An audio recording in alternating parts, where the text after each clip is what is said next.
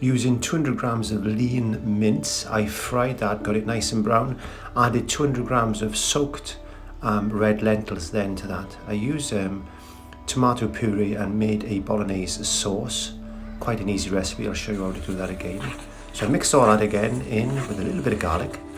I laid a layer of that then into my baking tray, and then a layer of courgettes on top of that. Then I put some white sauce, which I made, which I'll show you again, and some lasagna sheets, and I built up the layers, as you can see, with the dried lasagna sheets. These are just as good as fresh, so don't go worrying about that.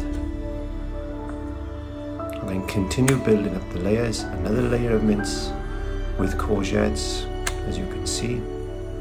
This is the layer of mince with the red lentils, with courgettes, some more white sauce, some more lasagna sheets, topped off with white sauce, just a tiny bit of cheese on top, just to give it that little bit of a lovely bacon brown colour. Look at that, what a lovely lasagna this has turned out. So I portioned that into some containers, which I'm going to freeze for another meal in the week.